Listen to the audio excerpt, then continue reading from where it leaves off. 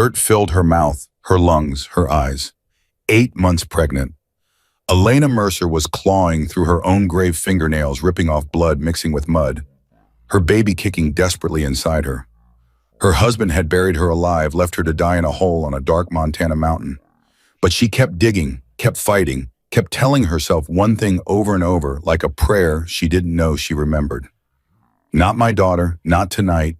She broke the surface, choking, gasping, and 12 Harleys came screaming around the bend.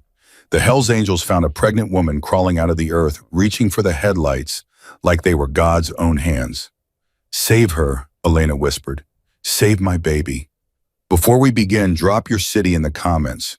We want to see how far this story travels.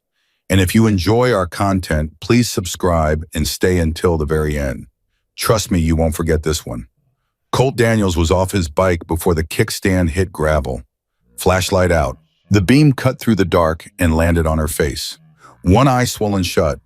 Lips split open, rope burns circling both wrists like bracelets made of blood. "Oh my God," Bear McLeod breathed behind him. Colt dropped to his knees beside her. Hey, look at me. What's your name, Elena?"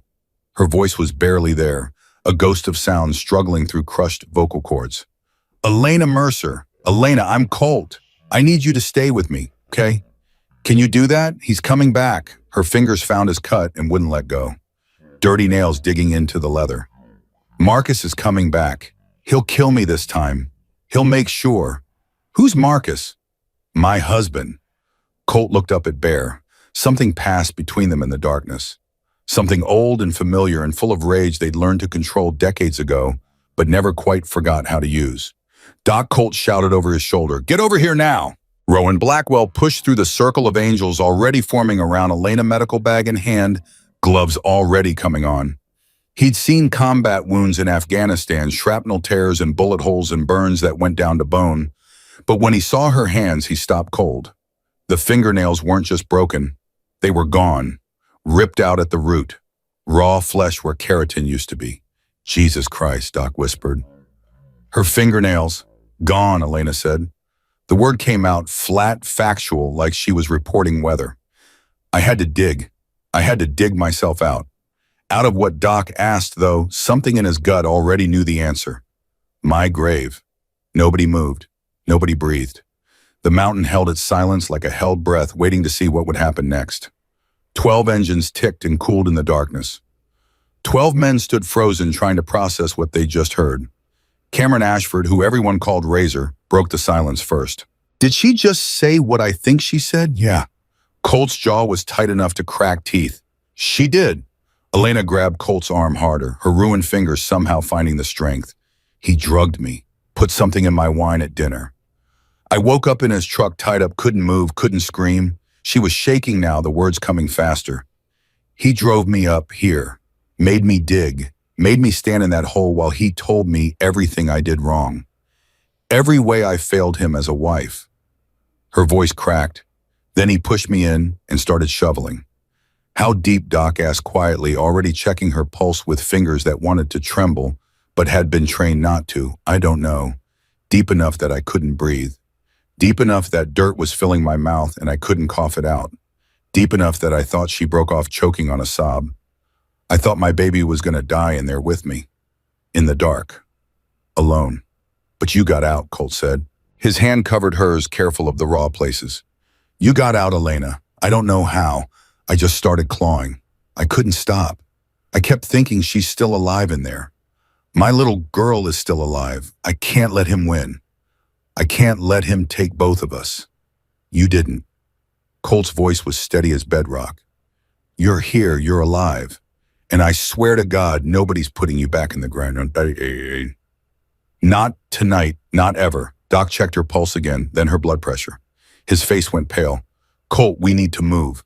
Now, how bad? Bad. She's bleeding somewhere internal. Pulse is thready, blood pressure's crashing." He looked at Elena's swollen belly, put his hand on it, felt movement inside. "And she's having contractions." "I can't have the baby here," Elena gasped. "It's too early. She's not ready. She's coming whether she's ready or not," Doc said. "Colt, closest hospital, Iron Ridge Memorial. 40 miles, then we do 40 miles in 15 minutes. Doc stood already moving. Bear, clear the van. Jade, you're with me. Razor, get on the radio. Tell them we're coming in hot. Pregnant female, severe trauma. Possible internal bleeding, active labor. Wait, Elena's grip tightened on Colt's arm. You don't understand. We understand you're dying, Colt said. That's all we need to know right now. No, Elena shook her head, wincing. Marcus, his father, is the county commissioner. The sheriff is on his payroll. Everyone is. If you take me to the hospital, they'll call him, they'll give me back. Then they'll have to go through 12 of us first. You don't know what he's capable of. Lady Colt leaned close. I've spent 30 years learning exactly what men like your husband are capable of. And I've spent 30 years making sure they don't get away with it. He stood, pulling her up with him. You're safe now. I don't care who your husband knows. I don't care how much money he has or what office his daddy holds. Tonight, you're under the protection of the Hells Angels, and that means something. Elena stared at him. For a moment, something flickered in her one good eye, something that looked like hope trying to remember how to exist. Okay, she whispered. Okay. The van tore down the mountain at 95 miles per hour. Colt rode point, clearing the road. Behind him, 11 Harleys formed a wall of chrome and thunder. Inside the van, Elena screamed. Contraction, Doc said, checking his watch. 4 minutes apart. We're running out of time. How much time? Jade McKenzie asked. She was holding Elena's hand, trying to keep her calm. Maybe 20 minutes before the baby comes, whether we're at a hospital or not. Then we better get there in 15. Elena grabbed Jade's wrist. If something happens to me. Nothing's happening to you, Jade said firmly. Listen to me. Elena's voice was fierce now, desperate. If something happens, you save the baby. You hear me? You save her. Don't let Marcus get her. Don't let him raise her. She looked into Jade's eyes. Promise me. I promise. But you're not going anywhere. You didn't dig yourself out of a grave just to give up in the back of a van. Another contraction hit. Elena bit down on her own fist, tasting blood and dirt and terror. How far? Doc shouted. 8 minutes, Finn O'Connor called from behind the wheel.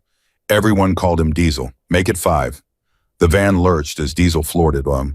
Through the window, Jade could see hospital lights glowing on the hill ahead. Almost there, Jade told Elena. Just hold on. I've been holding on for 3 years. Elena's voice was fading. I'm so tired. I know. But you can rest soon. After the baby comes, after you're safe, Elena closed her eye. What if safe doesn't exist anymore? Then we'll build it. Iron Ridge Memorial didn't know what hit it. The van screeched into the emergency bay. Before the doors opened, Colt was running. I need a doctor now. 2 nurses looked up from the station faces, going from confused to alarmed. Sir, you can't just pregnant woman beaten, buried alive, active labor, internal bleeding. Colt pointed at the van where Bear and Doc were pulling Elena out.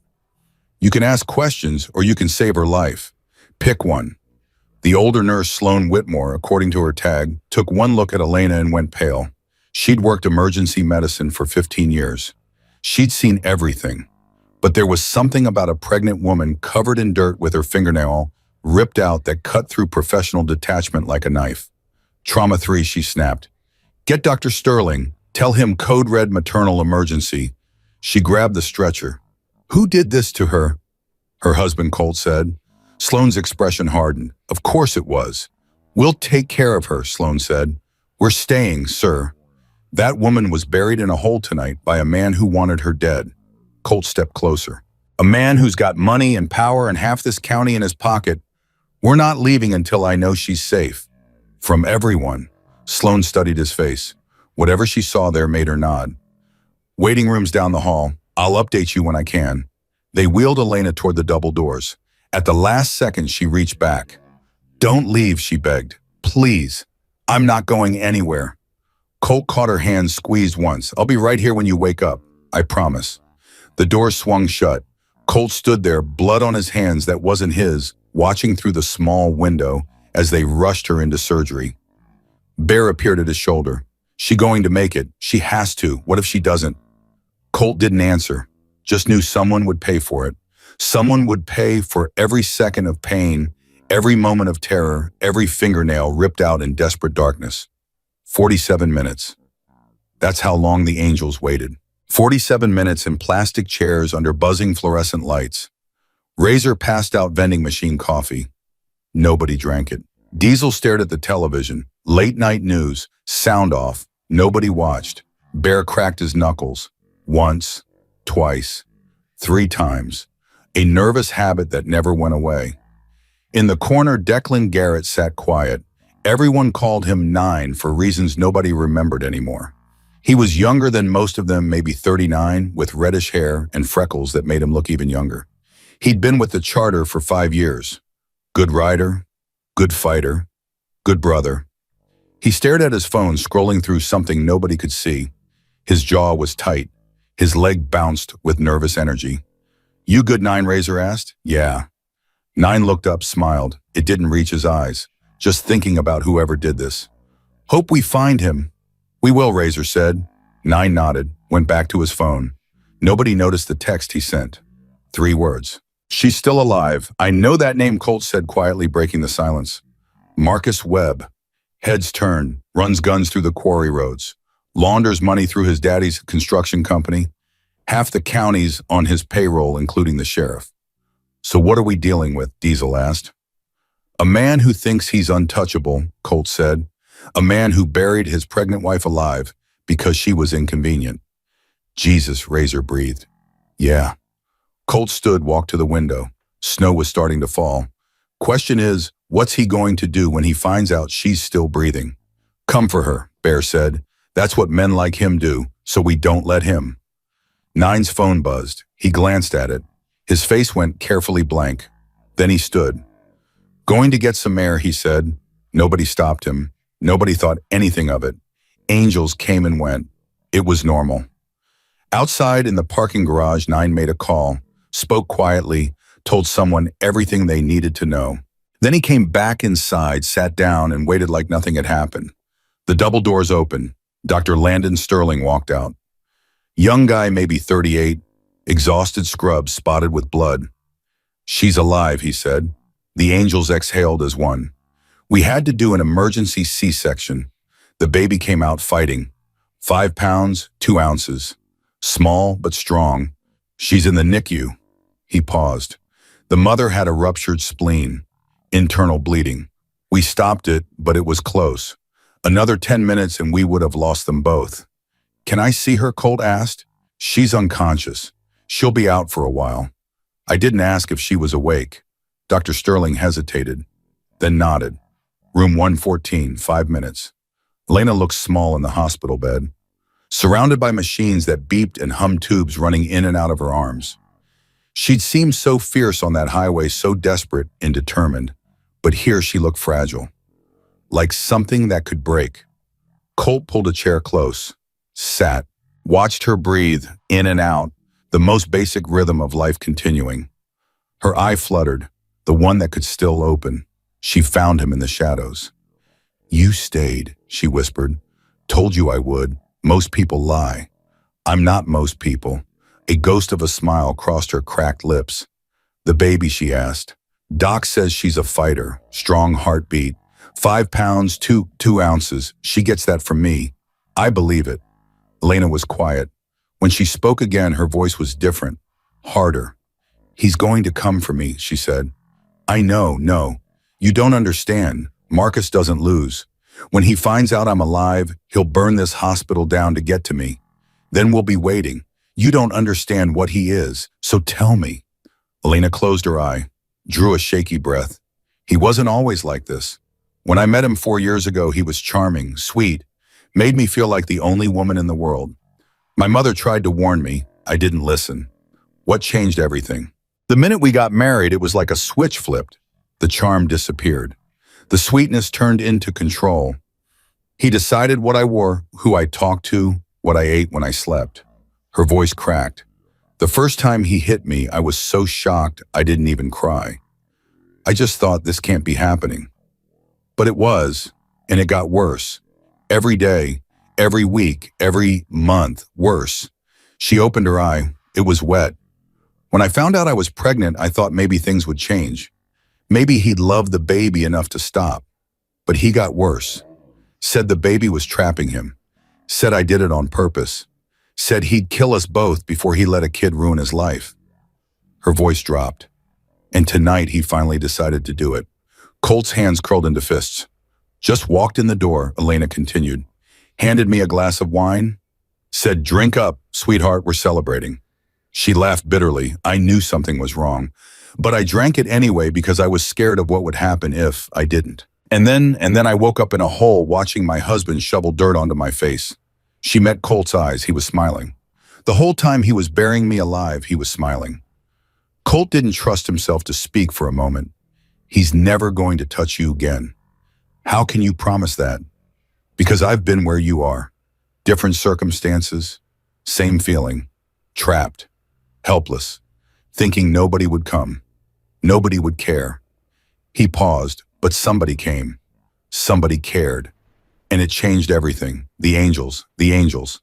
Elena stared at him. Why would you do this for a stranger? Because nobody should have to claw their way out of a grave alone. Colt stood. Get some rest. Tomorrow's going to be a long day. Colt, he turned. Thank you, she whispered. For stopping. Thank the road. It's the one that put us there. He walked out. Behind him, the machines kept beeping. Outside, the snow kept falling. And 40 miles away, Marcus Webb was about to find out his wife was still alive. The phone rang at 6:15 in the morning. Unknown number, Colt answered. Yeah, Colt Daniels. The voice was cold, professional. I'm calling on behalf of Marcus Webb. Colt said nothing, just listened. Mr. Webb is very concerned about his wife. He'd like her returned immediately. I'll bet he would. This doesn't have to be complicated. The woman is clearly unstable. She needs help. Professional help. The kind with a shovel and a shallow grave. Silence, then the voice came back sharp as broken glass. Mr. Webb wants me to make you an offer. Not interested. $50,000. Tonight, Kish, you and your men ride away. Nobody gets hurt.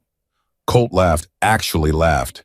You think I can be bought? Everyone can be bought. It's just a matter of finding the right price. Here's my price. Colt's voice went hard. You tell your boss that his wife is under my protection. You tell him if he comes anywhere near her, I will personally put him in the ground where he tried to put her. And unlike him, I'll make sure it's deep enough. Silence. That's unfortunate, the voice said. Mr. Webb asked me to tell you something in case negotiations failed. I'm listening. He said to tell you that he buried his wife tonight, his own wife, the mother of his child, and he slept just fine afterwards. A pause. What do you think he'll do to a bunch of bikers who think they're heroes? I think he can try. Mr. Daniels, you have until sunrise to reconsider. After that, things will get unpleasant. Unpleasant is my specialty. The line went dead. Colt sat there for a moment. Then he walked toward Elena's room. She was awake, eyes open in the dim light. I heard you talking, she said quietly. That was someone from Marcus, wasn't it? Doesn't matter. It matters to me. Colt pulled the chair close. Elena, you need to know something. Marcus keeps records. Everything he does, everyone he pays, every dirty deal, every bribe, every crime. Ledgers hidden in his house. You found them, not yet, but you're going to tell me where they are. Why would you risk that? Because those ledgers are leverage. With them, we can bring down Marcus and everyone who works for him. Elena was quiet for a long moment. Behind the bookshelf in his office, she said finally. Third bracket from the bottom. Press it and the panel pops open. 3 black ledgers and a flash drive. Everything's there. Sheriff Holt, Judge Morrison, everyone. When did you find this? 6 months ago. I was cleaning. Bumped the wrong panel and it opened. She met his eyes. I looked through them. Every page, every name. Marcus has been running guns and drugs for years. The O'Malley Syndicate out of Chicago, Irish mob, and he's been paying off half the county. Why didn't you go to the police? Who was I supposed to go to? Sheriff Holt takes $20,000 a month from Marcus. Every cop in this county is in those ledgers. She shook her head. There was nowhere to go. Until tonight. Colt covered her hand with his. Then we get those ledgers. Tonight. Before anyone thinks to look. Do it. Elena's voice was steel. Get everything. Burn his whole world down. The Webb house sat at the end of a private road surrounded by pine trees and money. 3 stories, 6-car garage, the kind of place that screams success while hiding rot. Colt killed his engine a quarter mile out. Bear pulled up beside him. How do you want to play this? Bear whispered. Quiet. Fast. In and out in 5 minutes. And if quiet doesn't work, then we go loud. They moved through the trees on foot, staying low, staying silent. The house was dark. No cars, no lights, no sign of life. Looks empty, Bear said. Looks can lie. They circled to the back. The keypad glowed faint green. Colt punched in the code Elena had given him. 7429. The lock clicked. The door swung open. We're in. They moved through the house like ghosts, down the hallway counting doors. First on the left bathroom. Second on the left, Marcus Webb's office. Colt ignored the wall safe behind the painting. Crossed to the bookshelf. Found the third bracket from the bottom. Pressed. A soft click. The panel popped open. Bingo Bear breathed. Inside, exactly as Elena described. 3 black leather ledgers. 1 flash drive. Colt grabbed everything, stuffed it into his jacket. Got it. Let's go. They were halfway down the hallway when Bear stopped. Colt, listen. Silence. Then footsteps, coming from the front. Male voices speaking Spanish. At least 3. Someone's here, Bear whispered. O'Malley Syndicate, Colt said. They must have sent people after Marcus died. Back door. Now. They moved fast. The footsteps grew louder. Then a shout. Someone had spotted the open door. They've made us! They burst out the back, sprinting for the trees. Behind them, shouts. The house lights blazed on. The distinctive sound of weapons being drawn. The bikes were 50 yards away. Might as well have been 50 miles. They reached the tree line as the first shot rang out. Bark exploded beside Colt's head. He ducked, kept running. Bear returned fire over his shoulder. The bikes. 30 yards. 20. More shots. Something tugged at Colt's jacket. 10 yards. 5. They reached the Harleys. Engines roared. They were moving before their pursuers cleared the trees, roaring down the private road, speeds that could kill. Behind them, headlights flared. 2 trucks coming fast. We've got company, Bear shouted. I see them. Can we lose them? Not on this road. Colt's mind raced. Miller's Ridge, half a mile ahead. There's a trail through the rocks, too narrow for trucks. And if they follow on foot, then we'll be long gone. The turn came up fast. Colt cut hard tires, skidding. Bear followed. The trail was barely visible, just a gap in the trees. The trucks roared past, unable to make the turn, brakes screaming. Colt heard doors slamming, men shouting. But by then they were deep in the rocks, swallowed by the mountain, disappearing like ghosts. They reached Iron Ridge Memorial just as the sun was coming up. Elena was awake, sitting up, tubes still connected, but looking stronger. You got them, she said. Not a question. Colt pulled the ledgers from his jacket. All 3, plus the drive. Anyone follow you? We lost them, but they know we took something. They'll figure out what soon enough. Then we need to move tonight, I know. Colt sat down. Elena, there's something you need to know, he paused. Marcus is dead. Elena went very still. For a long moment, she didn't move. What car accident? About 2 hours ago, his truck went off the road at Black River Canyon. That's not possible. Marcus doesn't have accidents. This wasn't an accident, Colt said gently. Black River Canyon is O'Malley territory. Irish Syndicate territory. Your husband was working with them. He paused. I think they killed him after he buried you. After it became clear you might still be alive. He became a liability. Elena's hand flew to her mouth. Oh God, because of me. Because you're a witness. Because you know too much. Because in their world, loose ends get tied off. Elena closed her eyes. When she opened them, they were wet. My daughter, she whispered. Hope is safe. 2 angels are guarding her room right now. But if the O'Malleys think I'll talk, they're going to come for you. Colt took her hand. That's why we need to move you, tonight, to our compound. 40 miles from here, fenced, guarded. The only way in is through us. And if they find me there, then they'll find 50 angels waiting. Elena stared at him. Then something hardened in her face. I want to see the ledgers, she said. Elena, I want to see everything. Every name. Every crime. She met his eyes. If I'm going to spend the rest of my life running, I want to know exactly what Marcus did. Colt hesitated. Then he pulled out the first ledger, opened it, showed her the neat columns, the careful handwriting, the dates going back years.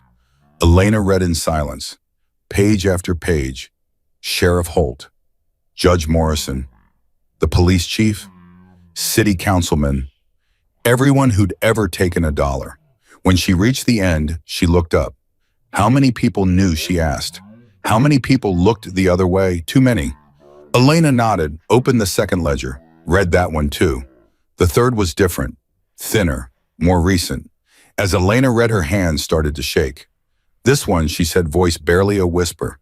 This is different. What is it? Elena looked up. This isn't just bribes. This is murder. She turned it around, pointed to an entry from 3 years ago. A woman's name, Rachel something. A date. And beside it, problem solved. 20,000 to Holt.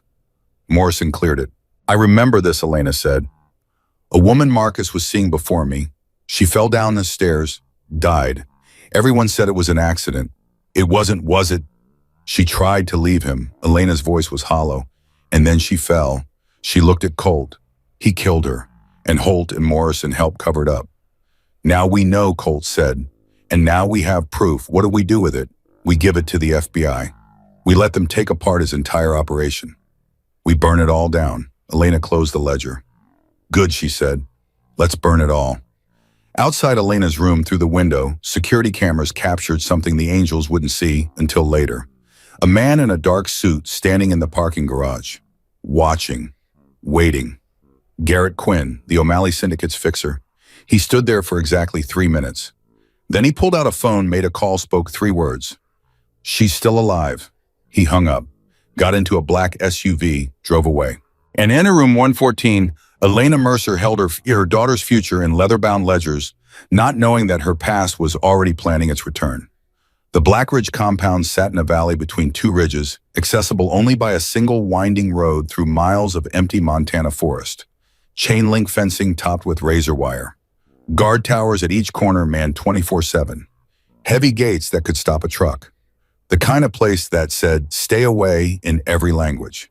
Elena stared through the van's window as they approached on the second night. The convoy had waited until dark to move her. Less chance of being spotted. Less chance of being followed. This is where you live, she asked. This is where we survive, Jade said from beside her. Living comes later. The gates swung open.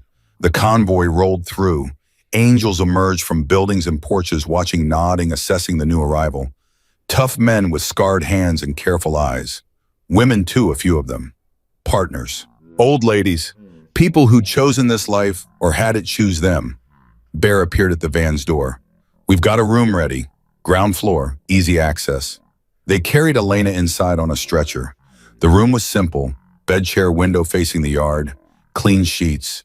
A vase of wildflowers that looked out of place among all the leather and chrome. Who put flowers here? Elena asked. Diesel, Jade said. Don't tell anyone. He's got a reputation to protect. Despite everything, Elena laughed, then winced. Don't make me laugh. It hurts. Sorry, but you needed it. They got her settled. IV reconnected. Monitors beeping softly. Elena lay back, exhausted but alert. Where's my daughter? She asked. Still at the hospital. NICU. Too fragile to move yet. Elena's face crumpled. I can't leave her there. Hey, Jade sat on the edge of the bed. She's safe. Sloan is watching over her personally. And we've got 2 brothers stationed there around the clock. Nobody's touching that baby. But I should be there. I'm her mother. She doesn't even know me yet. She will. As soon as you're strong enough, you'll be there. But right now, the best thing you can do is heal. Get strong. Stay alive. Elena closed her eye. Tears leaked out. I don't know how to do this, she whispered. I don't know how to be a widow and a mother and a target all at the same time. 1 minute at a time, Jade said, and you're not doing it alone. The door opened. Colt walked in carrying the ledgers. You up for this? He asked. Elena opened her eye, nodded. Show me everything. The ledgers told a story worse than Colt had imagined. 15 years of corruption, hundreds of names. Cops, judges, politicians, businessmen. Everyone who'd ever taken a dollar from Marcus Webb documented in neat columns with dates and amounts. Sheriff Holt, Colt said, pointing. 20,000 a month going back 6 years. He was Marcus's insurance policy, Elena said flatly. Anytime someone got too close, Holt made it go away. What about this? Bear pointed to another name, Judge Morrison. He handled all of Marcus's legal problems. DUIs, assault charges, a suspicious death investigation 3 years ago. Elena's voice was hollow. A woman Marcus was seeing before me. She fell down stairs. Morrison ruled it accidental. She didn't fall, did she? No, she tried to leave him. Silence in the room, heavy, suffocating. Colt turned to the flash drive. What's on this? I don't know. I never had time to look. Razor appeared in the doorway. I can crack it. Got a laptop in my room. 10 minutes later, they had their answer. The flash drive contained videos, dozens of them. Hidden camera footage from Marcus's office, his bedroom, his cars. Men counting money, men exchanging packages, men making deals with men who wore badges and robes. And one video that made everyone in the room go silent. Sheriff Holt sitting across from Marcus Webb, discussing how to make a witness disappear. She's going to testify at the Morrison trial, Holt said on the video. We can't let that happen. Then make sure it doesn't happen. Marcus replied, I don't care how. Just make her go away. That's going to cost extra. Send me the bill. The video ended. Nobody spoke. Finally, Bear, that's a murder confession. That's leverage, Colt said. That's how we take them all down. Elena stared at the laptop screen. He recorded everything, every dirty deal, every crime. Why would he do that? Insurance Razor said. If anyone ever turned on him, he had proof they were just as dirty. Mutually assured destruction. But now he's dead, Elena said, and we have the insurance policy. What do we do with it? First, we make copies. Colt closed the laptop. Multiple copies hidden in different places. Then we figure out who we can trust. Who can we trust? Elena asked. That's the question, Colt said. Because right now the answer might be nobody. Night fell over the compound. Guards took their positions. Angels gathered in the main hall for dinner. Rough men eating rough food but making room for the woman who'd stumbled into their lives like a grenade with the pin pulled. Elena sat at the table, barely touching her plate. She hadn't eaten in almost 24 hours, but her stomach was a knot of fear and grief and something else she couldn't name. You need to eat, Colt said, sitting across from her. Your body's running on empty. I'm not hungry. I don't care. Eat anyway. She picked up a fork. Put it down. I keep thinking about him, she said. Marcus, I know I should be relieved. I know I should feel free. But all I feel is confused. Colt leaned back. That's how it works. When someone hurts you for a long time, they become part of your life, part of your story. When they're gone, there's a hole where they used to be, even if that hole was full of pain. Does it go away? The confusion eventually, but not fast and not clean. He pushed the plate closer. Eat. She took a bite, then another. The food was simple, but it was warm. And somewhere around the 5th bite, she realized she was crying. Sorry, she whispered, wiping her face. I don't know why. You don't need to apologize. Not here, not ever. Diesel appeared at the table looking uncomfortable. Hey, the baby. Just got word from Sloan. Elena's head snapped up.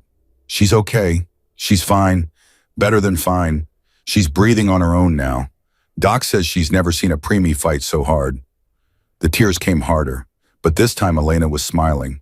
She's breathing on her own, she repeated. Yeah, Sloan said she's a fighter. That's my girl, Elena laughed through the tears. That's my girl. Colt watched her face transform from grief to joy in the space of a heartbeat and felt something shift in his chest.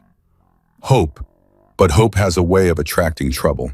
At 2:47 in the morning, the perimeter alarm went off. Colt was out of bed in seconds, gun in hand. Bear met him in the hallway. What is it? Motion sensors. North fence. Animals too big. Bear's face was grim. Multiple contacts. They moved to the command post, a converted storage room filled with monitors and radio equipment. Razor was already there, switching between camera feeds. There he pointed. 4 men moving through the tree line, armed, professional, moving with the kind of coordination that spoke of training. O'Malley Bear said. Who else could be, Colt said, or could be something worse. He grabbed the radio. All hands. We've got visitors. North fence, 4 contacts, possibly more. Lock it down. The compound came alive. Angels poured out of buildings, taking positions behind walls and vehicles. Guns loaded, safeties off. Every man there had been in situations like this before. Colt turned to Bear. Get Elena to the basement. Now. What about you? I'll be right behind you. Bear disappeared down the hall. Colt watched the monitors as the four figures reached the fence. One of them produced bolt cutters. "They're cutting through," Razor said. "Let them," Colt replied. "What? Let them think they're sneaking in. Then we hit them from all sides." Razor grinned. "I like it." The fence gave way. The four men slipped through, moving toward the main building. They were good, trained, professional, but they didn't know the compound, didn't know the blind spots, didn't know that 20 angels were watching their every move. Colt keyed the radio. "Hold fire until they reach the courtyard, then light them up." Silence. Waiting, the four men crept closer. Closer now. The night exploded. Gunfire from every direction. The four men went down in seconds, caught in a crossfire they never saw coming. One of them managed to return fire, a wild spray that shattered windows but hit nothing important. Then silence. Colt walked out into the courtyard, gun raised. The four men lay motionless, their blood black in the moonlight. "Check them," he ordered. Declan 9, Garrett knelt beside the nearest body. Search pockets, pulled out a phone. "Burner," he said. "But there's a text." He read it aloud. "Target confirmed. Proceed." "Target confirmed." Colt repeated. They knew she was here. Hal Bear demanded. "We just brought her in yesterday." Someone talked. Colt's voice was ice. Someone told them exactly where to find her. "Who, I don't know, but I'm going to find out." Nine's hand tightened on the phone. He stood up, pocketed it before anyone could look closer. "Should I take this to Razor?" he asked. "See if he can trace it." "Yeah," Colt said. "Do that." Nine walked toward the tech room. His face was carefully blank, but inside his heart was racing. Because that text wasn't from the O'Malleys. It was from him. Elena was sitting on the floor when Colt found her in the basement, back against the wall, arms wrapped around her knees. "It's over," he said. "They're gone." "How many for?" "All down." "Are any of your people hurt?" "No." She exhaled. "Good. That's good." Colt sat down beside her. The basement was cold, damp, lit by a single bulb. "They knew I was here," Elena said. It wasn't a question. "Yeah, how we're working on that. It was the hospital, wasn't it?" "Someone at the hospital told them." "Maybe. Or the sheriff, or one of his deputies." Elena's voice rose. "Or someone in your club. How do you know you can trust everyone here?" "I don't." She stared at him. "That's not very reassuring. It's honest." Colt met her eyes. "But I know this. Whoever talked, they're not going to get a second chance. We're going to find them, and we're going to deal with them." "Deal with them however we have to." Elena was quiet. Then she said something that surprised both of them. "I want to learn. Learn how to fight, how to shoot, how to protect myself." She looked at him. "I spent 3 years being a victim, being helpless, waiting for someone else to save me or hurt me or decide my fate. I'm done with that." "Elena, I clawed my way out of a grave with my bare hands, Colt." She leaned forward. "I didn't do that so I could spend the rest of my life hiding in basements while other people fight my battles. You just had major surgery. You can barely walk. Then I'll learn to walk first. Then I'll learn to fight." Colt studied her face. The swelling had gone down, but the bruises were turning purple and yellow. A map of violence. Her eye was clear, though. Determined. "Okay," he said finally. "When you're healed, I'll teach you myself. Thank you." "Don't thank me yet. I'm a terrible teacher." "I doubt that. Ask Bear. I made him cry once." "Bear, the giant. What can I say? I have high standards." Elena laughed, actually laughed. The sound echoed off the basement walls, precious and alive. "Come on," Colt said, standing and offering his hand. "Let's get you back to bed. Tomorrow's going to be a long day." "They're all long days now." "Yeah, but at least you're alive to see them." She took his hand, let him pull her up. And for a moment they stood there in the dim light, closer than either had intended. "Colt," she said quietly. "Yeah, I don't know how this ends, any of it. But I'm glad you're the one who stopped that night. Me too." He didn't let go of her hand. She didn't pull away. And somewhere in the darkness outside, the world kept turning indifferent to the war that was coming. 3 days passed, 3 days of healing, planning, and waiting for the other shoe to drop. Elena spent most of that time in bed, but she wasn't idle. Every morning Jade brought her reports. News from the hospital about Hope. Updates on the investigation into Marcus's death. Whispers from contacts about O'Malley movements. And every afternoon Colt came to her room with the ledgers. "This name here," Elena said on the third day, pointing. "Victor something." He came to the house once. Marcus was scared of him. Marcus was scared of someone terrified.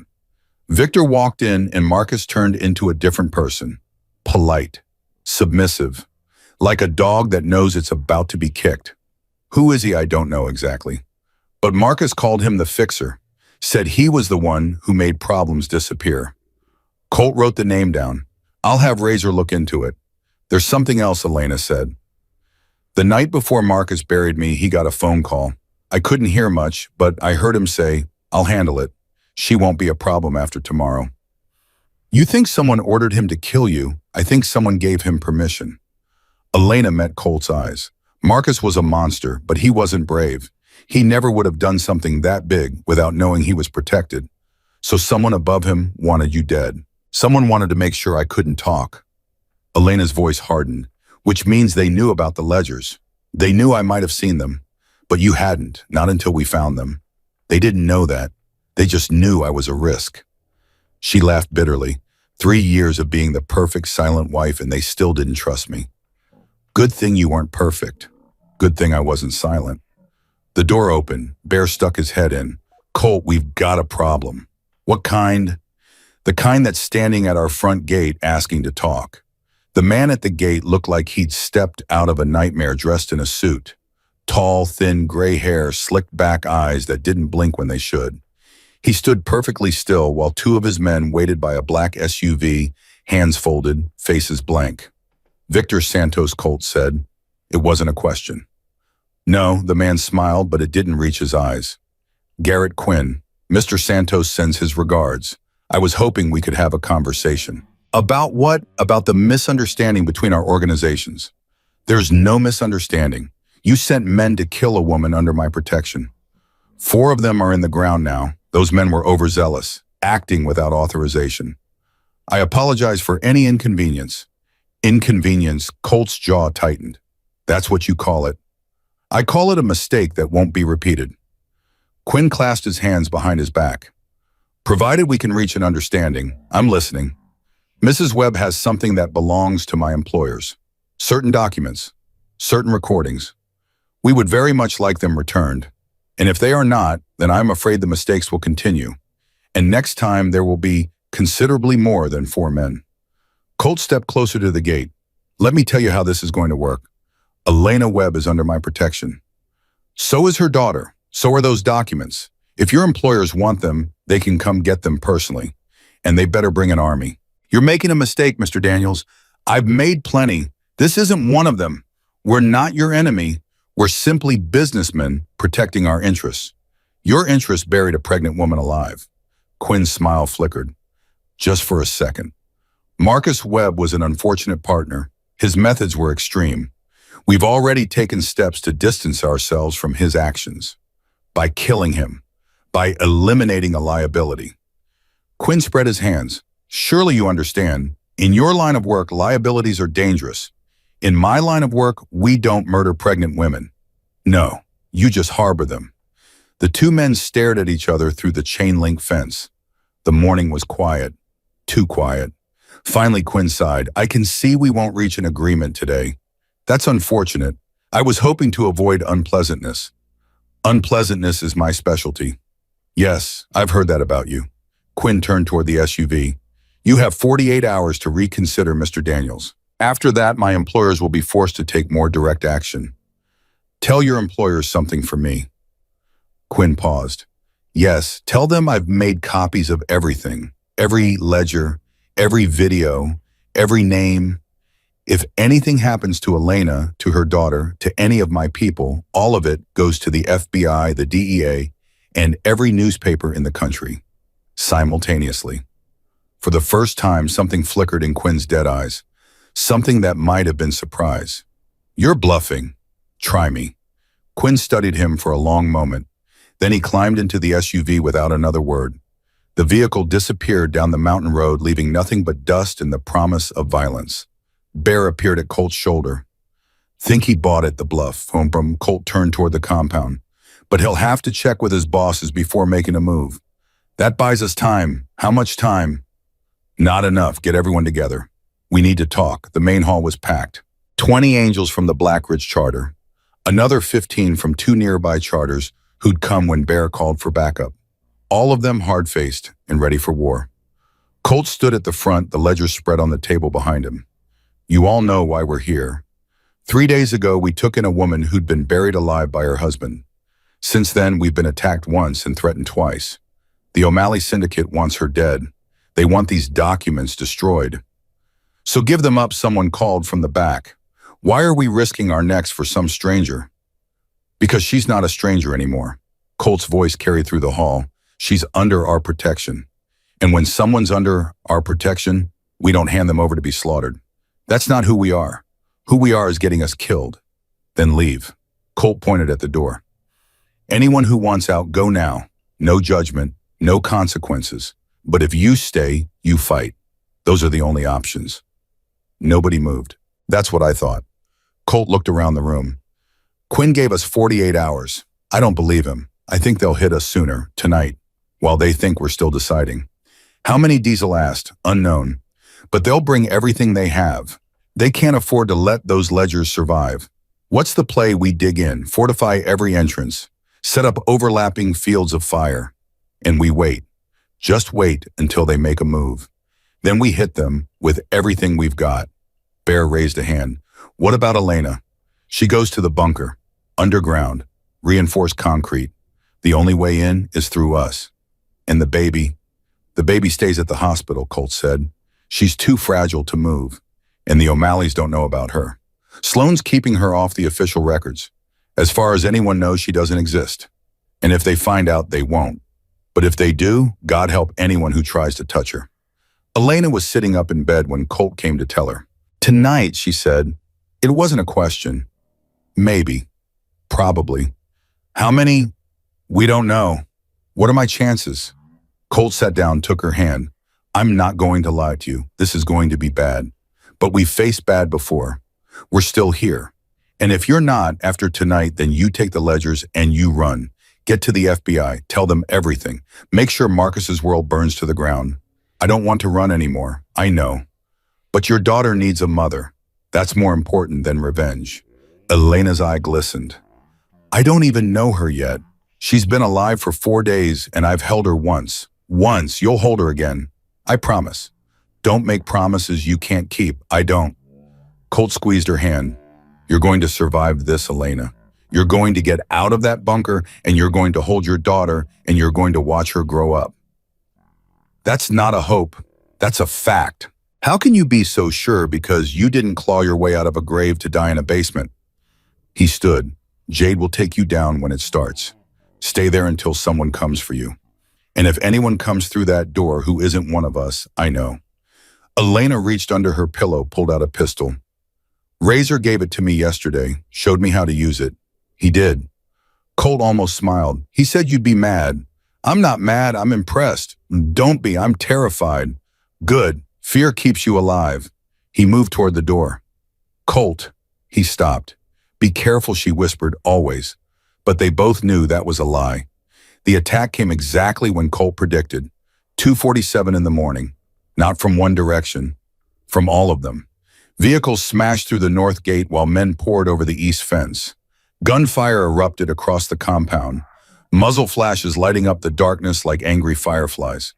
Colt was in the courtyard when it started, rifle already in his hands. Bear right side. Diesel cover the main building. Move. The Angels moved like a machine, each man finding his position, returning fire with brutal efficiency. But there were too many vehicles, too many men. Quinn had brought an army just like he'd promised. Colt dropped 2 men coming through the gate, then ducked behind a concrete barrier as bullets chewed up the ground beside him. How many? He shouted into the radio. At least 40, Bear's voice crackled back. Maybe more. Hold them at the fence. We're trying. An explosion rocked the north side. Someone had brought grenades. Colt heard screaming. Couldn't tell who. 9 report.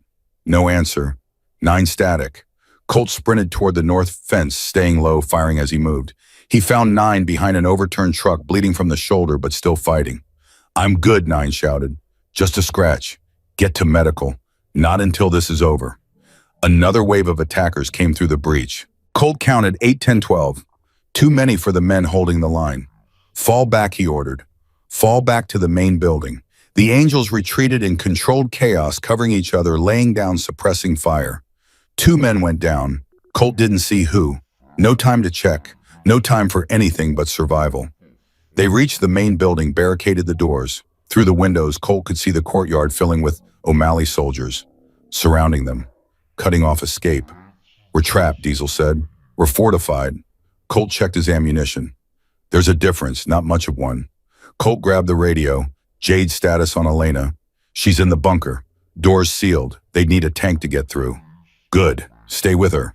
I'm more useful up here." "Stay with her." "That's an order." Silence, then, "Understood." Outside, the gunfire stopped. An eerie quiet fell over the compound. Colt peered through a crack in the barricade. A man was walking toward the building, alone. Hands raised.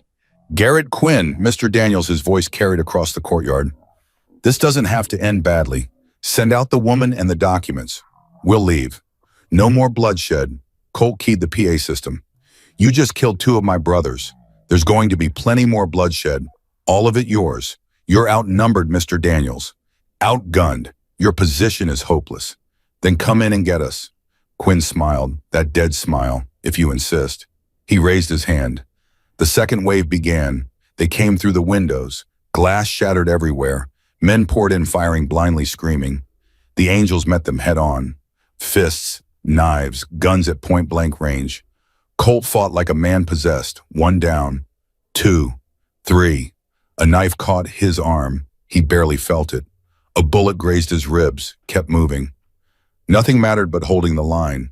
But the line was breaking. "We can't hold," Bear shouted. Blood covered half his face.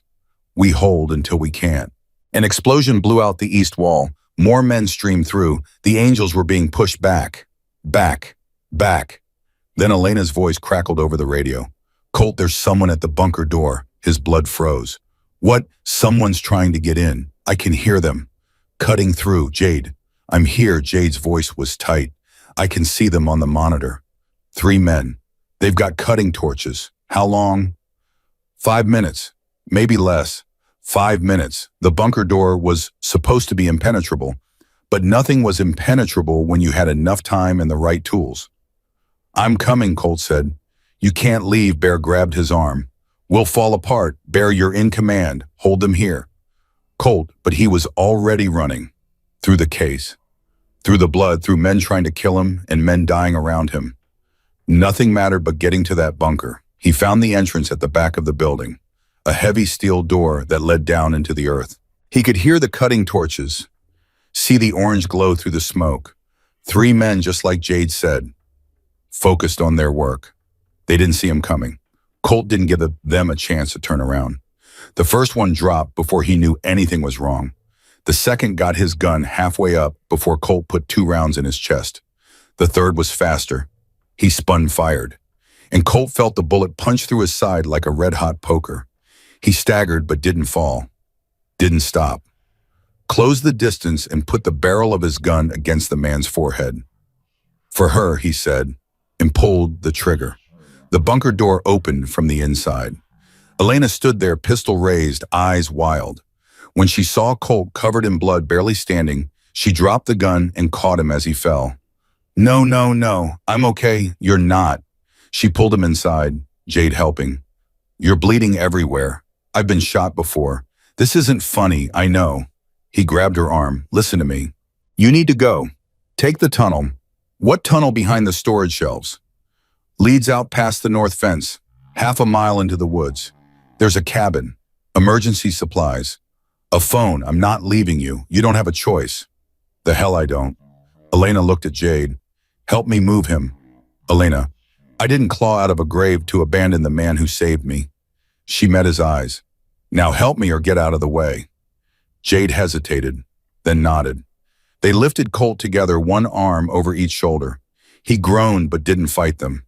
"The tunnel," Elena said. "Where 3rd shelf, red box. Move it." They found the hidden door behind the shelf, a narrow passage carved into rock. Dark, cramped, smelling like damp earth. "Go," Jade said. "I'll cover our tracks. Come with us. Someone needs to make sure they don't follow." Jade handed Elena a flashlight. "Half a mile. Stay left at the fork. Don't stop for anything." "Jade, go. Now." Elena went half carrying, half dragging Colt through the darkness. His blood soaked through her shirt. His breathing got shallower. "Stay with me," she whispered. "Don't you dare die." "Wasn't planning on it. You're a terrible liar." "So I've been told." The tunnel seemed endless. Every step agony for her healing body, for his bleeding one. But she didn't stop. Couldn't stop. Finally she saw it, a crack of moonlight ahead, the exit. They stumbled out into the woods. Cold air hit their faces. The cabin was there just like Colt said, small, hidden, safe. Elena kicked open the door, lowered Colt onto a dusty cot, started searching for medical supplies. "There should be a kit," Colt mumbled. Under the floorboards, loose plank by the stove. She found it. Gauze, antiseptic, sutures, everything she needed. "I don't know how to do this," she said. "Just pack the wound, stop the bleeding. We'll worry about the rest later." "What if there is no later? Then you did your best." He grabbed her hand. "Elena, whatever happens, you need to survive. For hope. For yourself. Promise me." "I promise, but you're not dying tonight." "How do you know?" "Because I won't let you." She worked fast, pressing gauze into the wound, wrapping it tight. Colt's jaw clenched, but he didn't cry out. When she was done, she sat back, hands shaking, covered in his blood. "Better?" she asked. "Better. You're still a terrible liar." "I know." They sat there in the darkness, listening to distant gunfire fade, listening to each other breathe. Finally, Elena spoke. "What happens now? We wait until dawn, then we find out who's still alive. And if no one is, then we finish this ourselves. How?" Colt turned his head, met her eyes. "Those ledgers, those videos. We release everything, every name, every crime. We burn the whole thing down. That won't bring your brothers back." "No, but it'll make sure they didn't die for nothing." Elena nodded slowly. "Then that's what we do." Outside, the gunfire stopped. Silence fell over the mountains. And somewhere in that silence, the world held its breath. Dawn came slowly, gray light creeping through the cabin windows. The smell of blood and antiseptic thick in the air. Colt's radio crackled. "Colt. Colt, you there?" Bear's voice, alive. Elena grabbed the radio. "He's here. He's hurt, but he's here." "Elena, thank God. Where are you?" "The cabin. Half-mile north of the compound." "We're coming."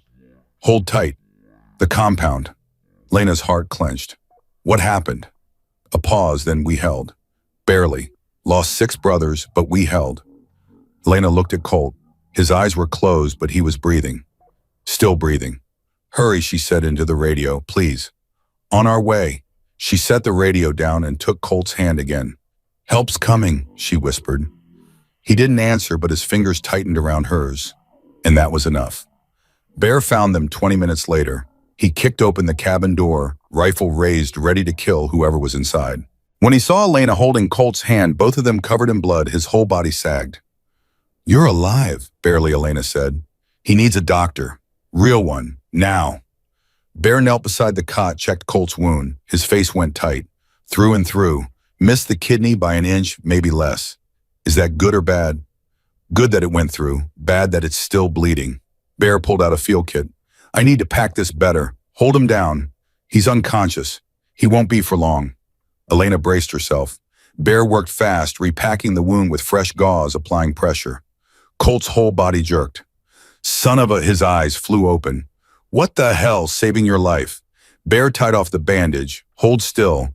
Feels like you're trying to end it. Don't be dramatic." "You'll live." "Probably." "Probably depends on how fast we get you to a hospital." Bear looked at Elena. "Can you walk?" "I've been walking for 3 days. Then let's move." They lifted Colt between them. Outside, 2 more angels waited with a truck engine running. "The compound," Elena said as they loaded Colt into the back. "What happened?" "We held the main building," Bear said, climbing in beside Colt. "They retreated about an hour ago." "How bad?" "6 dead. 12 wounded." Bear's voice cracked. "Brothers I've known for 20 years. Gone, just like that." Elena didn't know what to say, so she said nothing. Just sat beside Colt and held his hand while the truck bounced down the mountain road. The names of the fallen burned in her mind, even though she hadn't known them. 6 men who'd died protecting a woman they just met. 6 families who'd lost someone because Colt had stopped on a dark road. Iron Ridge Memorial was chaos. The ER flooded with wounded angels. Some walking, some carried. All of them bleeding. The staff moved with grim efficiency, triaging patients, trying to save men who looked like they'd walked out of a war zone. Because they had. Gunshot wound through and through left side, Bear told the first doctor who approached. He's lost a lot of blood. Get him to trauma 2. Move. They wheeled Colt away. Elena tried to follow. Ma'am, you can't. I'm not leaving him. Ma'am, I said I'm not leaving him. The doctor looked at her. Really looked. Saw the bruises still healing on her face. The bandages on her hands. The blood that wasn't hers soaking through her clothes. Are you family? Close enough? Something in her voice made him step aside. Trauma 2. Through those doors. But stay out of the way. She found Colt on a table surrounded by machines and people working to keep him alive. His face was gray, eyes closed. For a terrible moment, she thought he was gone. Then his hand moved, reached for something that wasn't there. Elena stepped forward and took it. I'm here, she whispered. I'm right here. His fingers closed around hers. Weak but present. The baby, he mumbled. Check on Hope. She's fine. Sloane's with her. Promise? Promise? His eyes closed again. The machines kept beeping. Elena held on like her grip was the only thing keeping him in the world. Maybe it was. 3 hours later, Colt was out of surgery and stable. Elena sat beside his bed exhausted but refusing to sleep. The door opened. Bear walked in. How is he alive? Doctor says he'll make it. Good. Bear sat down heavily. We need to talk about what happens next. What do you mean about what happens next? He rubbed his face. We lost 6 men tonight, Elena, 6 good men with families, even his kids, and we killed maybe 20 of theirs. This thing isn't over. It's just getting started, so what do we do? That's what I'm asking you. Bear leaned forward. Those ledgers, those videos. We've got enough to bring down the whole operation. The O'Malleys, Sheriff Holt, Judge Morrison, everyone Marcus was working with. But if we release it, there's no going back. They'll come for us with everything they have. They already did. This was a taste. If we go public, they'll bring the whole O'Malley army down on us. Every charter in the country won't be enough. So we just let them get away with it. Elena's voice rose. We let them kill your brothers and walk away. I didn't say that. Then what are you saying? Bear was quiet. When he spoke, his voice was heavy. I'm saying there might be another way, a rule that doesn't end with all of us dead. What way? The FBI. Elena just stared at him. You want to go to the feds? I want to give them the ledgers. Let them handle the O'Malleys. Let them handle Holt and Morrison and everyone else. Bear shrugged. We're good at fighting, but we're not equipped for a war with an Irish crime syndicate. The FBI is. You trust them? Hell no. But I trust them more than I trust our chances against the O'Malleys. Elena looked at Colt, still unconscious in the bed. Thought about Hope fighting for her life in the NICU. Thought about everything she'd survived to get to this moment. Okay, she said finally. Make the call, but I want something in return. What I want to testify. Personally, I want to look them in the eye and tell the world what Marcus did to me, what they all did. That's dangerous. The O'Malleys don't forgive witnesses. The O'Malleys already want me dead. What's one more reason? Elena leaned forward. I spent 3 years being silent, letting Marcus control everything I said and did and thought. I'm done being silent. She met Bear's eyes. I want to testify. That's the deal. Bear nodded slowly. I'll make the call. The FBI arrived at dawn, 2 agents in dark suits. The lead agent, a woman in her 40s with sharp eyes and sharper voice, introduced herself. Agent Blair Langley, Mrs. Webb. I understand you have some documents for us. I have more than documents. Elena handed over the flash drive. I have proof of everything. Langley plugged the drive into her laptop. Her expression didn't change as she scrolled through files, but Elena saw her eyebrows rise slightly. This is comprehensive. My husband was thorough. I can see that. Langley looked up. Sheriff Holt, Judge Morrison, the county commissioner, half the police force. This is going to take down a lot of people. Good. Some of them are going to fight back. Let them. Elena's voice was steel. I've been fighting since I clawed out of my own grave. I'm not stopping now. Langley studied her, then nodded. We're going to need a full statement. Everything you know about your husband's operation. Every name, every meeting, every conversation you overheard. I'll tell you everything. And you're willing to testify in court. Try to stop me. The corner of Langley's mouth twitched, almost a smile. You're not what I expected, Mrs. Webb. People keep saying that. It's a compliment. The next 8 hours were a blur. Elena gave her statement in a conference room the FBI had commandeered. Video testimony. Every detail she could remember about Marcus's operation. The names, the dates, the hidden meetings, the coded phone calls. Everything. Langley listened, took notes, asked questions that cut to the bone. And you never tried to leave him. I tried twice. Elena's voice was flat. The first time he broke my arm. Told everyone I fell downstairs. The second time he said he'd kill my mother if I ran. She paused. My mother died 6 months later. Heart attack, they said. But Marcus smiled when he told me. That smile that said he'd won. You think he killed her? I think he let her die. There's a difference, but not much of one. Langley was quiet. Then, why didn't you go to the police? You've seen the ledgers. The police were his. Elena met her eyes. Who was I supposed to trust? The sheriff he was paying? The judge who made his problems disappear? She shook her head. There was no one. Until that night on the road. Until the angels stopped. Langley closed her notebook. We're going to start making arrests tomorrow. Holt first, then Morrison, then the smaller fish. The O'Malleys will pull back once they see the net closing. You sure about that? The O'Malleys are brutal, but they're not stupid. Once the FBI is involved, this stops being profitable and starts being risky. They'll cut their losses. And if they don't, then we'll deal with it. But tomorrow came early, at 3:47 in the morning. Elena's phone rang. Sloane's number. Hello, Elena. Sloane's voice was tight, scared.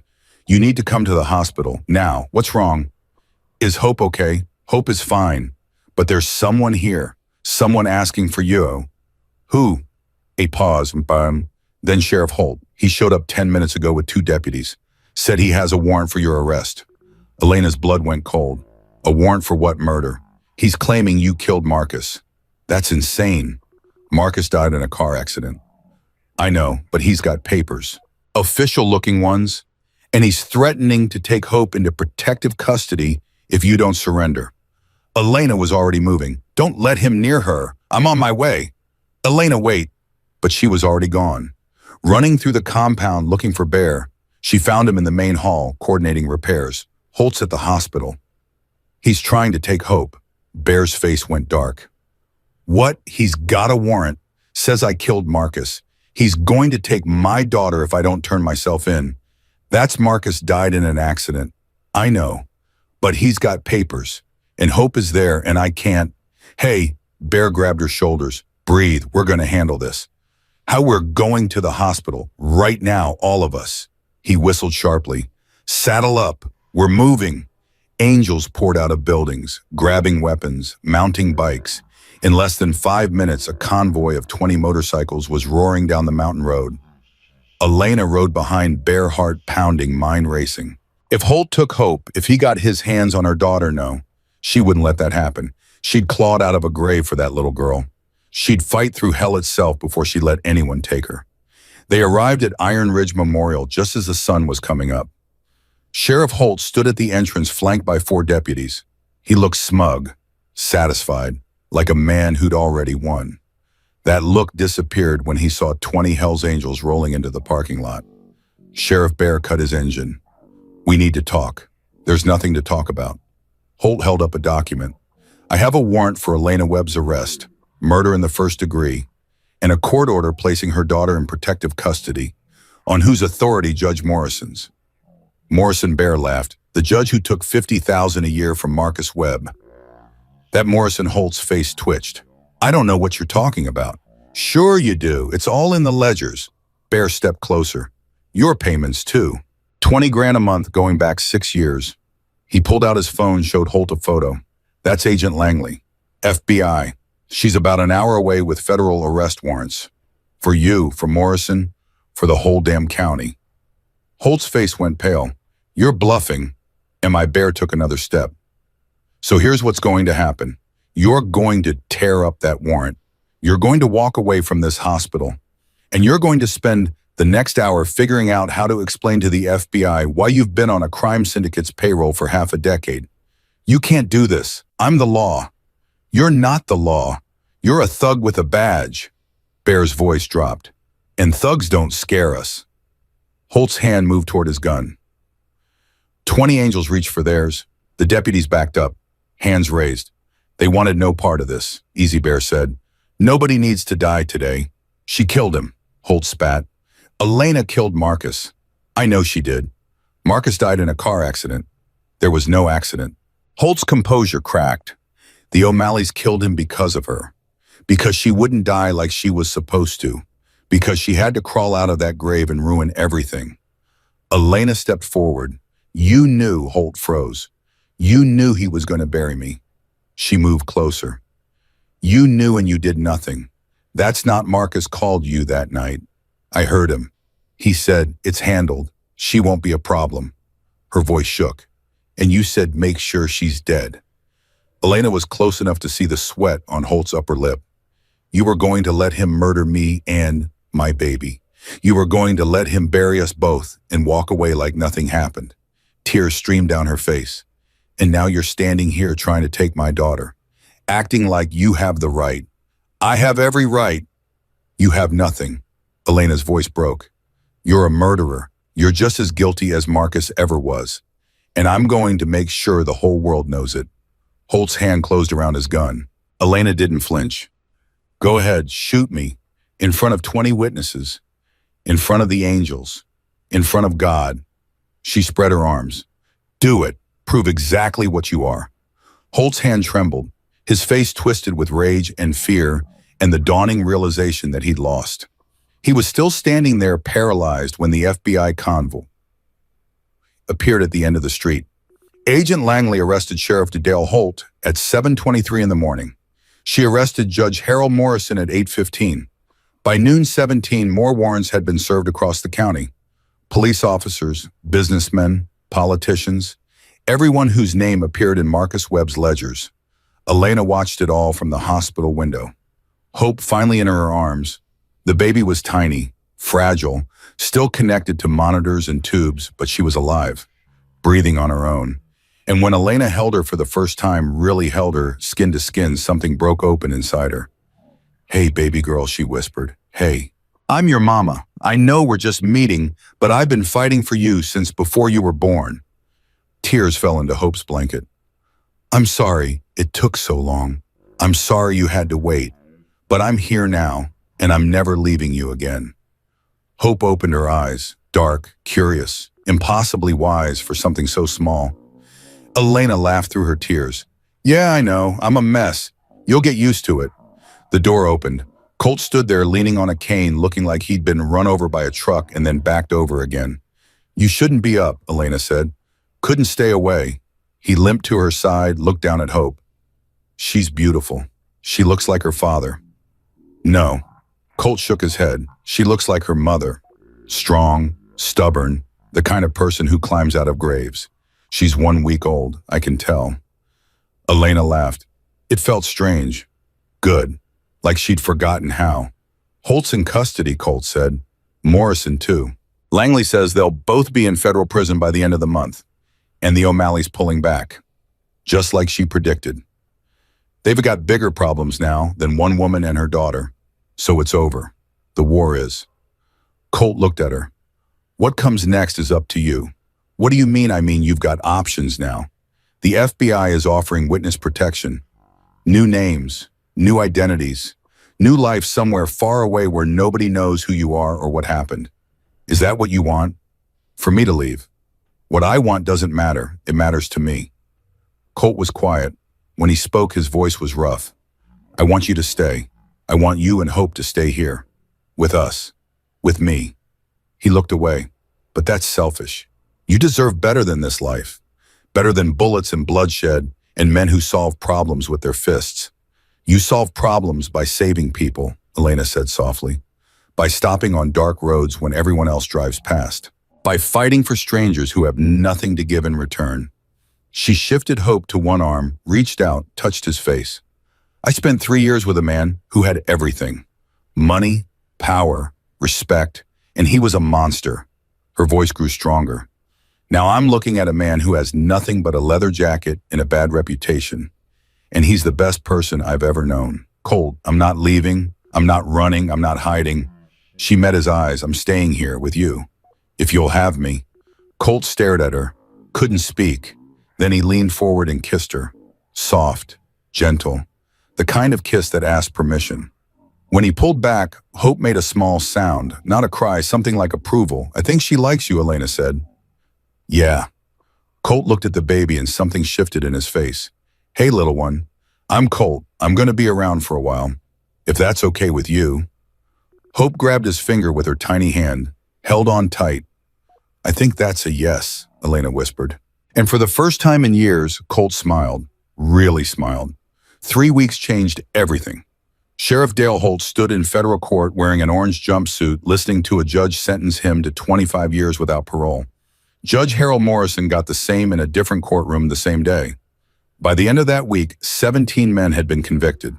The O'Malley Syndicate pulled back like a tide going out, half their leadership under federal indictment. The rest scattered back to Chicago. Agent Langley stood in the Iron Ridge field office and told Colt the threat was over.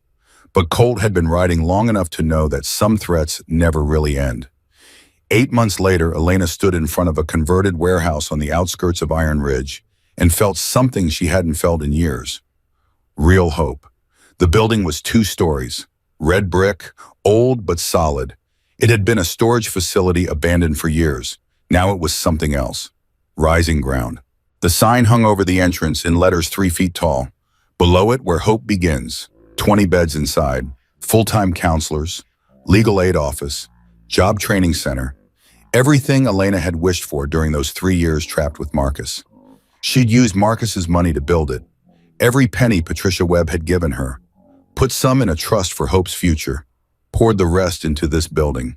This is insane, Bear said, grinning. You turned a drug runner's money into a domestic violence shelter. That's the idea. Marcus spent his life destroying women. Now his money will spend eternity saving them. He's rolling in his grave. Good. I hope he spins until the end of time. Colt appeared with Hope in his arms. At 14 months, she was walking now, running mostly, dark hair curling, eyes bright with mischief. You ready for this? Colt asked. No.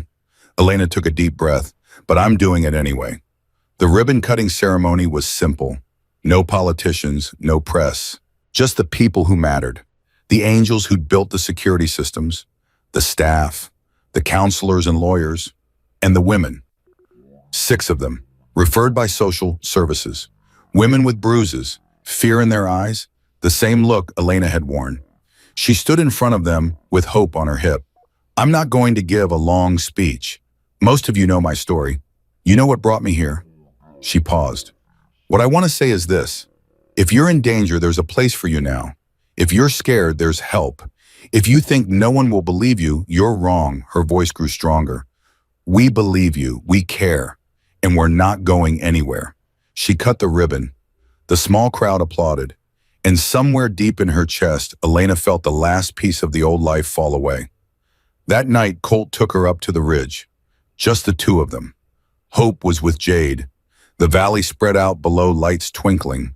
The shelter visible in the distance. I have something for you, Colt said. If it's another gun, it's not a gun. He pulled out a small box. Worn velvet. Elena's heart stopped. Colt, just look. She opened it. Inside was a ring. Simple. Beautiful.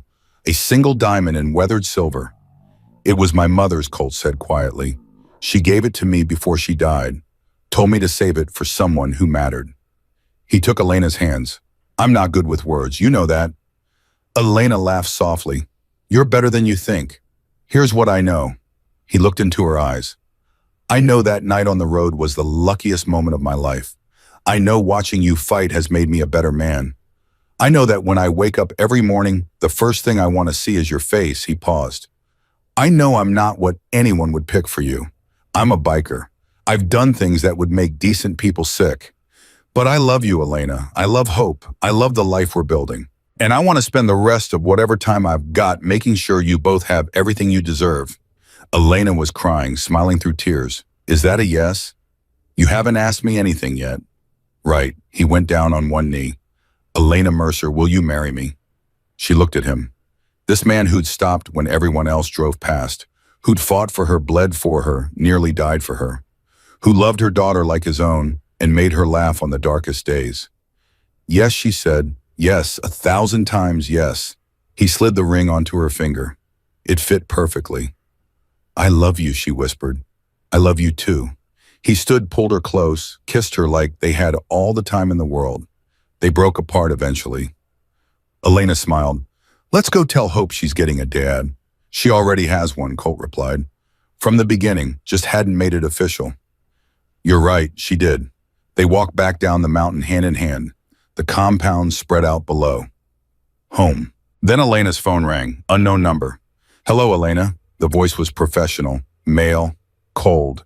My name is Garrett Quinn. I work for some people who are very interested in you. Elena stopped walking. Colt moved closer. What do you want? What everyone wants. To make a deal. The ledgers you gave to the FBI. We'd like them back. All copies? Everything. No. Quinn laughed. I haven't told you what we're offering yet. I don't care, not even for your daughter Elena's blood turned to ice. What did you say? Hope Webb?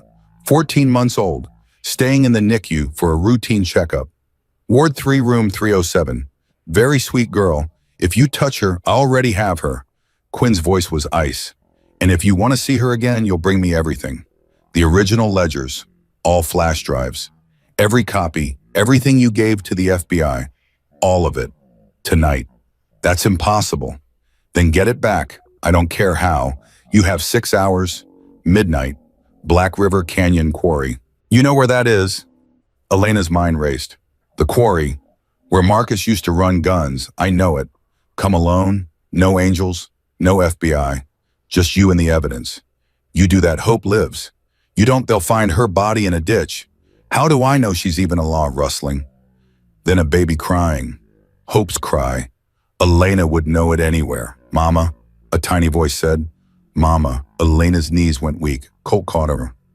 6 hours, Quinn said. Midnight. Don't be late. The line went dead. Elena stood there, shaking phone still pressed to her ear. Then she looked at Colt. They have Hope, she whispered. They took my daughter. The compound exploded into action. Angels pouring out of buildings.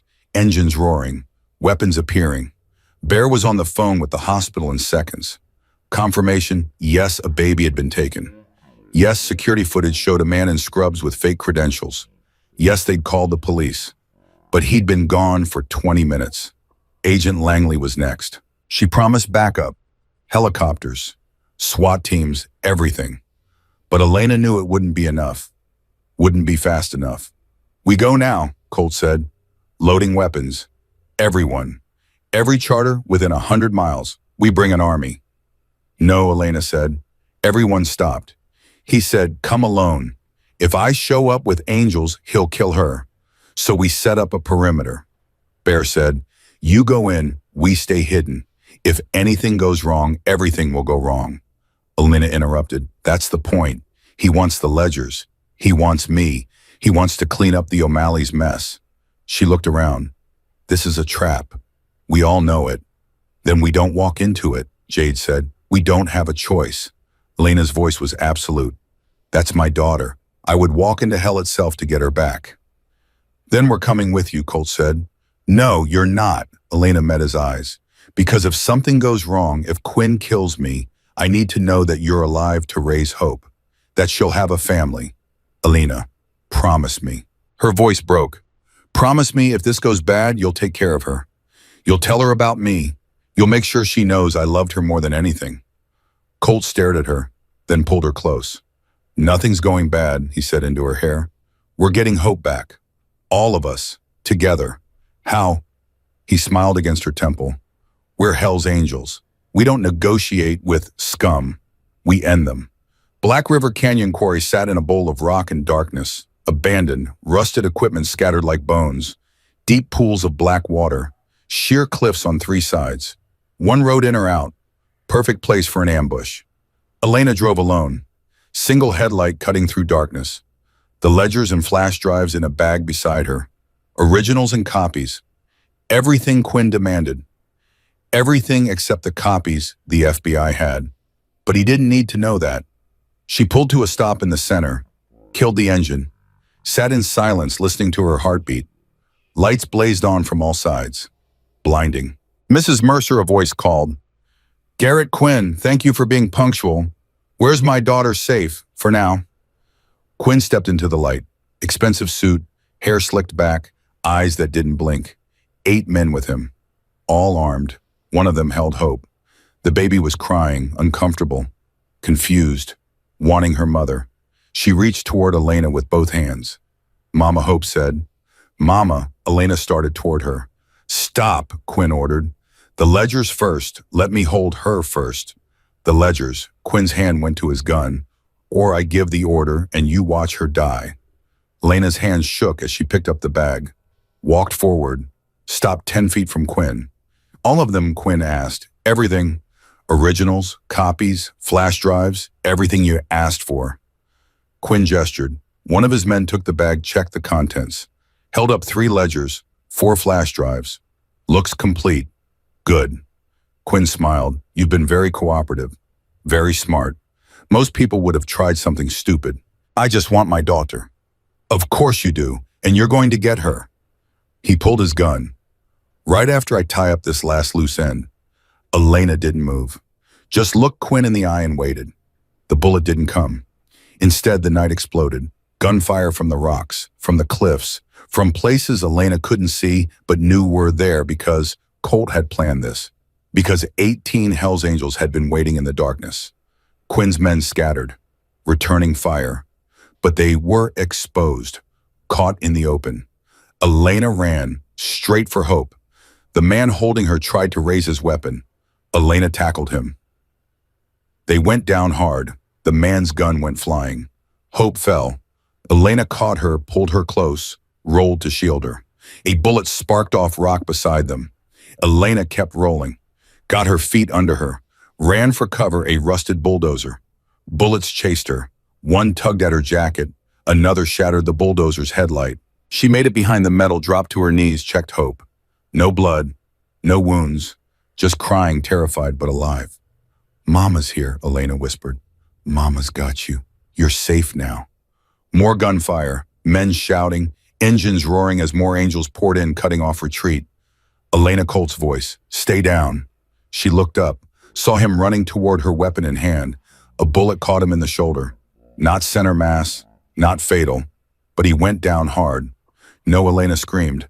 "I'm okay," Colt shouted back. "Stay with Hope." But Elena was already moving. She couldn't watch the man she loved bleeding. She left Hope behind the bulldozer, protected by steel, and ran toward Colt. Garrett Quinn stepped into her path, gun raised, pointed at her heart. "Nowhere to run now, Mrs. Mercer." Elena stopped, stood there with gunfire all around, and Colt bleeding, and Hope crying, and thought, this is it. Then she remembered the weight in her jacket pocket, the gun Razor had given her 8 months ago. The gun she'd learned to shoot with over hundreds of hours. The gun she'd carried every day just in case this moment came. Her hand moved before her mind caught up. Drew the weapon, raised it, found Quinn's chest. He was fast, already squeezing his trigger. She was faster. The shot echoed like thunder. Quinn staggered, looked down at the red bloom spreading across his shirt, looked back up at Elena with surprise. "You," he said, then fell. Elena stood there, shaking, gun still raised, waiting for him to get back up. He didn't move. Behind her, the gunfire was dying. Quinn's men were dead or surrendering. The quarry fell silent except for the ringing in her ears and Hope's distant crying and Colt's ragged breathing. She dropped the gun, ran to Colt, fell to her knees. "You're hit," she said. "You're bleeding, just a shoulder," Colt tried to smile. "I've had worse. That doesn't make this okay." Bear was there suddenly, Doc right behind him, already pulling out medical supplies. They worked on Colt while Elena held his good hand and tried not to cry. "You saved her," Colt said, voice getting weaker. "You saved Hope. We saved her. All of us. Together. Movement at the edge." Elena looked up, Someone emerging from the shadows. Someone who shouldn't be there. Declan Garrett, 9. The angel who'd been wounded in the compound siege. The angel they'd thought was loyal. He walked toward them slowly, gun in hand, pointed at Elena and Hope and Colt. "Sorry, boss," 9 said. He wasn't looking at Colt. He was looking at the ledgers spilled beside Quinn's body. "The O'Malleys paid better. You bare breathed. You were the mole. You told them where Elena was. You told them about the bunker. Didn't have a choice." 9 shrugged. "Owed them money. Gambling debts. They said they'd clear it if I fed them information. Just information. Didn't think anyone would actually die." "6 men died," Colt said through gritted teeth. "6 of our brothers. I know. And I'm sorry. But sorry doesn't pay debts." He gestured with the gun. "Now move away from the ledgers. I take those to Chicago. My debt's clear. I disappear." "Everyone wins. Nobody wins this," Elena said quietly. "Maybe not. But I survive. And right now, that's all that matters." He bent to pick up the ledgers, kept the gun trained on them. His finger was on the trigger. Then Colt moved. Wounded, barely able to stand, he threw himself forward. Tackled 9. They went down together, struggling, the gun between them. A shot rang out. Elena screamed. The 2 men separated. One stayed down. Colt lay on his back, breathing hard, fresh blood spreading from his shoulder. But alive, 9 didn't move. Bear stood over him, his own weapon smoking. He'd fired from 10 feet away. "Center mass. It's over," Bear said quietly. "It's finally over." FBI helicopters arrived 10 minutes later. Agent Langley jumped out, weapon drawn, ready for war. She found Elena sitting on the ground with Hope in her arms, Colt beside her with Doc wrapping his shoulder, and 8 dead O'Malley soldiers scattered across the quarry. "What happened here?" Langley demanded. "Justice," Elena said. "Just justice." Langley looked around, took in the scene. Then she looked at Elena. 9. Declan Garrett. We've been tracking his bank accounts for months. Payments from an O'Malley shell company going back a year. We were going to arrest him tomorrow. He was the mole, Bear said. Not anymore. Langley holstered her weapon. "You should have called us. Let us handle this." "They had my daughter," Elena said, holding Hope closer. "I wasn't waiting for backup." Langley studied her face, then nodded. "Fair enough." 1 year later, Elena stood on the porch of the compound, watching Hope chase Diesel across the yard. At 2 years old, she was fearless, relentless, exactly like her mother. "She's going to give him a heart attack," Jade said. "Good. He needs the exercise." The compound had changed. More buildings, more angels, more life. The siege felt like ancient history. Rising Ground was thriving. 40 women helped in the first year. 2 had come to work at the shelter themselves. The trials were over. All 17 convicted. The O'Malley syndicate in shambles. Colt appeared at Elena's elbow. The shoulder wound had healed, leaving a scar that matched his others. "You ready?" he asked. "For what?" "This," he gestured at the yard. At the Angels gathering, at the makeshift altar Bear had built. Today was the wedding, simple ceremony, no fancy venue, just a compound yard. 50 angels in their cleanest leather. Hope as the flower girl throwing petals everywhere. Elena wore white, not a gown, just a simple dress, something she could ride in. Colt wore his cut, clean. The Hell's Angels patch gleaming. Bear stood at the altar looking uncomfortable. "Dearly beloved," he began, then stopped. Looked out at the assembled angels, shook his head. "You know what, forget that. We're not dearly beloved, we're family. And family doesn't need fancy words." The angels laughed. Colt Bear continued. "You've been my brother for 30 years. I've seen you at your best and your worst, but I've never seen you happy. Not really, not until her." He looked at Elena. "You showed up in our lives like a hurricane. Made us better. Made him better. I don't know what you see in this ugly bastard, but I'm glad you see it." More laughter. "So here's the deal. Do you 2 promise to love each other, protect each other, put up with each other's crap for the rest of your lives?" "I do," Colt said. "I do," Elena said. "Then by the power vested in me by the internet in the state of Montana," Bear grinned, "I now pronounce you husband and wife. Kiss her already." Colt didn't need to be told twice. The angels roared. Hope clapped and shrieked. The sun beat down on the compound, and Elena Daniels no longer. Mercer no longer Webb. Finally herself kissed her husband and felt the last shadow of the past dissolve into light. 6 months after the wedding, Rising Ground received an anonymous donation, large enough to expand operations. Add 20 more beds, hire more counselors. The note said, for the women who need it, from someone who wishes she'd had it. Elena knew who it was, Patricia Webb, making amends. Elena used the money well, expanded the shelter, added a children's wing, created job training that actually worked. By the end of that year, 70 women helped. By the end of the second year, over 100. Each one a life saved, each one a victory, and every single one knew Elena's story, knew that the woman who ran this place had been buried alive and clawed her way back, knew that survival was possible, knew that hope was real. On Hope's third birthday, Elena took her to the Ridge, the same place Colt had proposed. See that? Elena pointed at Rising Ground in the distance. That building down there? Hope nodded seriously. Her vocabulary was expanding daily. She was smart, already reading simple words. That's a special place. It helps people who are scared, who need somewhere safe. Why? Because everyone deserves to be safe, baby. Everyone deserves to have people who will fight for them. Like Daddy, yeah. Elena smiled. Like Daddy, and like Mama, and like all the angels who stopped to help when everyone else drove past. Hope considered this. Then, are you scared anymore, Mama? Elena looked at her daughter. At that perfect face, those intelligent eyes. No, baby. I'm not scared anymore. Why not? Because I learned something important. Elena pulled Hope close. I learned that being scared doesn't mean you're weak. It means you're human. And being human means you can be hurt. But it also means you can heal. You can fight. You can survive. She looked out at the compound, at Rising Ground, at the life she'd built. I learned that the worst things in your life don't define you. How you survive them does.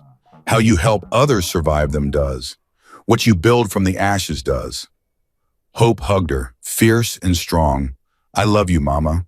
I love you too. Sweet girl. More than anything. They sat on that ridge until the sun set, watching the compound come alive with evening lights. Down in the compound, Colt looked up, saw them silhouetted against the sky.